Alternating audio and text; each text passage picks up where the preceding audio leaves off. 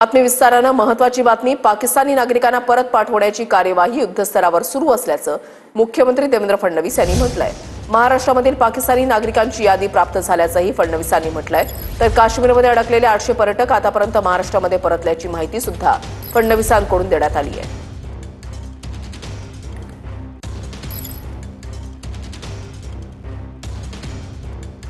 पाकिस्तानी नागरिकांना परत पाठवण्याची कार्यवाही युद्धस्तरावर।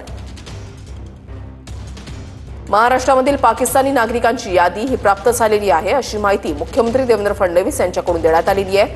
महाराष्ट्रामध्ये प्रत्येक पोलीस स्थानकाला सूचना दिलेली आहे। पाकिस्तानी नागरिक 48 तासांपेक्षा जास्त महाराष्ट्रामध्ये राहू नयेत याची काळजी घेतली जात आहे। अधिक काळ वास्तव्य करणाऱ्यांवर कठोर कारवाई करणार। अमित शहांशी चर्चा झाली आहे, त्यांनी दिलेल्या दिशानिर्देशानुसारच कारवाई केली जाते। काल 2 विशेष विमानांनी काश्मीरमधून 184 प्रवासी महाराष्ट्रामध्ये आले। 232 प्रवाशांना घेऊन आज तिसरं विमान मुंबईमध्ये पोहोचलं। 3 विशेष विमानांनी महाराष्ट्रामधील 416 पर्यटक परत आले। आतापर्यंत अडकलेले 800 पर्यटक महाराष्ट्रामध्ये परतले। आणखी 60 ते 70 पर्यटकांच्या विनंती प्राप्त झाल्यात। अकोला अमरावतीमधील प्रवाशांच्या पुढच्या प्रवासासाठी बसेसची व्यवस्था। जशा जशा विनंत्या प्राप्त होतील तसं पर्यटकांना आणण्याची व्यवस्था सरकार करेल।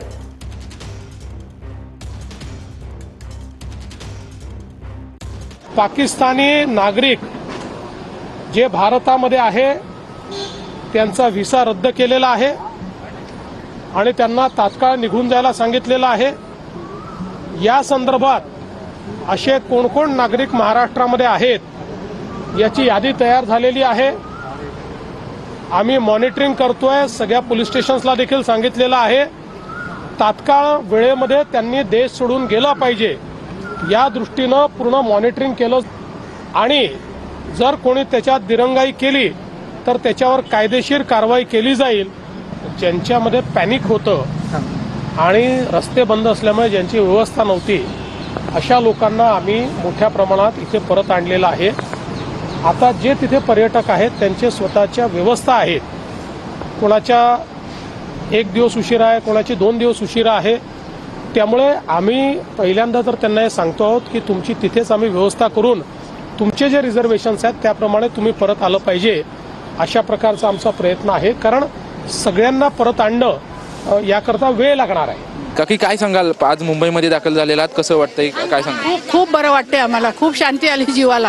इतक्या दिवस असं दहशतीत होतो पण आम्ही श्रीनगरला सेफ होतो आम्ही श्रीनगरला गुलबर्ग सोनबर्गला होतो तिथं तेव्हा हल्ला झाला। सोनबर्गवर आम्ही बघून पहिले श्रीनगरला आलो आणि तिथं हॉटेलमध्ये स्टे केला श्रीनगरच्या। तुम्ही किती दिवसांचं प्लॅनिंग ने श्रीनगरला? कमीत कमी 15 दिवसाचं प्लॅनिंग होतं। आजच्या 8 दिवसाला आम्ही निघालो आणि आम्हाला परवा ज्या दिवशी आम्हाला हल्ला झाला आम्ही तिथे जायच्या आधीच हल्ला झाला तेव्हापासून आम्हाला असं झालं की नको आता आपण आपल्या घरी सुखरूप पोहोचतो की नाही पोहोचत हे आम्हाला अगदी म्हणजे घरच्यांचा जेव्हा फोन येत होता तेव्हा घरच्यांचं काय म्हणणं होतं? घरच्यांचं म्हणणं होतं की तुम्ही लोक तिथे थांबू नका, लागलेच निघून या।